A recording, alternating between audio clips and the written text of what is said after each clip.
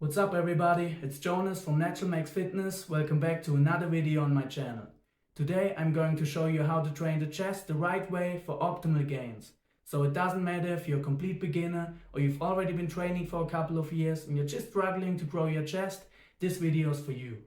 Throughout the course of this video, I'm also going to take you to my home gym and show you a full chest workout that you can do on your own. That is also one of the workouts that is included in my $20 transformation program. And by the way, if you like this video, then please subscribe to this channel. It's a quick way of showing your support, which I really appreciate. But without further ado, let's get started by taking a look at the anatomy of the chest. As you can see in this picture, the chest is primarily made up of two muscles, the pectoralis major and the pectoralis minor. Now the pectoralis major is by far the larger one of the two, and it consists of the clavicular head, which we mean when we talk about the upper chest, the sternocostal head, which is the middle part of the chest, and the abdominal head, which we mean when we talk about the lower chest. The function of the pectoralis major is to push forward and to bring your arms together. Now, as you can already see, those are the main movements that we are doing in our chest workouts. And while it is true that the upper part of the chest, the middle part of the chest and the lower part of the chest all basically belong to the pectoralis major, you still need to train the chest from different angles. And that's because you activate different muscle fibers when you train from different angles. So for example, if I want to take the muscle fibers in the upper chest to failure, I need to train from an incline angle. And speaking of upper chest training, the upper chest makes up the largest part of your pecs. It gives you that crazy width and that round cannonball look that we all want. However, unfortunately, a lot of lifters completely neglect that part of the chest. They tend to have an overdeveloped middle and lower part of the chest, but an underdeveloped upper chest.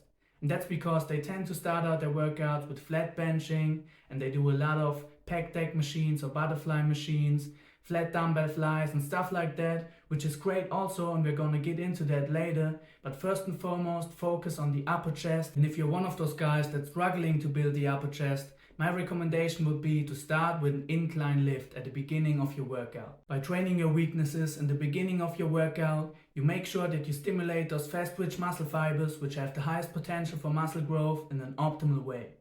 And you're making sure that you're building up a lot of mechanical tension because you're able to use more weight in the beginning of your workouts when your muscles are still fresh.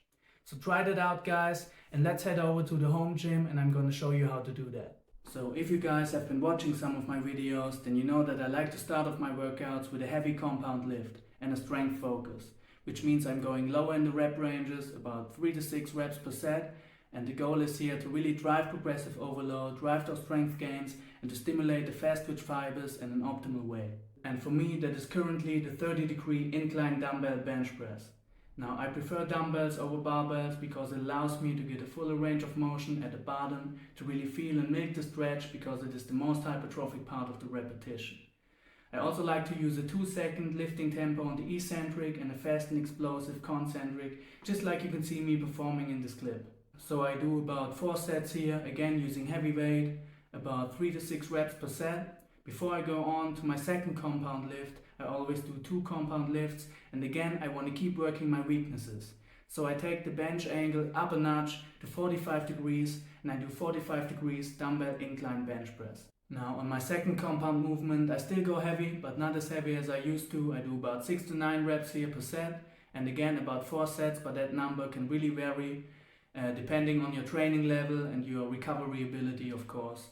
But for me, 4 sets is perfect for my first 2 exercises. And also when it comes to heavy benching, I usually stick to straight sets here. I don't really use any intensity techniques on bench presses. I just make sure that I take my sets to failure and that I do enough volume to really stimulate the muscle. However, I really use a lot of intensity techniques later on in my workout, which I'm going to explain to you right now. For only $20, I guarantee you the best results of your life. So make sure to head over to $20transformation.com and start your $20 transformation program today. The program includes 4 scientific training phases, macro and calorie calculation to reach your personal goal, meal plan examples for everyone, as well as personal email support 24/7 guys. So you can reach out to me and ask me any questions and I will be there for you. We can customize things and I will make sure that you stay accountable. So take advantage of this limited time offer and make sure to join the team today, and let's get these gains. Okay, so at this point we've done enough work for the upper chest, but we also have to make sure that we hit the abdominal head of the chest, which is your lower chest. And here I'm going to show you my favorite version of the dip, where I really lean forward all the way to get a really great mind-muscle connection with my lower pecs. You don't really want to stay upright when you do dips because that's mostly hitting your triceps. So here I only do 2 sets, but I do rest pause sets, which means that I take my regular set to failure and then I rest for about 15 to 20 seconds before immediately taking a set to failure again. So I'm basically hitting failure twice in 1 set, and it's saving me a lot of time, and it's a great technique, so make sure you try that out. Okay, and last but not least, I finish up my chest workout with a flat hybrid dumbbell fly.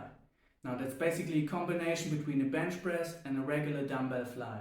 However, you keep your elbows more bent, which allows me to put less press on the shoulder tendon, while actually giving me a better stretch in the pecs and also a better mind-muscle connection and therefore better results. And on those isolation movements, I use way higher rep ranges. So I do about 20 to 30 reps per set to failure, and this makes sure that I take care of the metabolic stress component, and the increased blood flow increases the output of anabolic hormones like growth hormone and testosterone, and it also makes sure that I leave the gym with a great pump, which is what we all want, right? So in summary, you're doing 4 sets of 30-degree incline bench presses, 4 sets of 45-degree incline bench presses, then 2 sets with rest pause sets in between of dips where you bend all the way forward, and to finish up you do hybrid dumbbell flies for about 2 sets, and on the last set you do a drop set where you use 50% of the weight that you used on your first set. And with that you have a complete chest workout that takes care of all the areas in your chest to make sure you make amazing gains. And again, if you're interested in a complete nutrition and training program, the $20 transformation got you covered on $20transformation.com. And that's it for today's video. Thank you so much for supporting this channel by subscribing. Guys, stay strong, stay healthy. See you next time.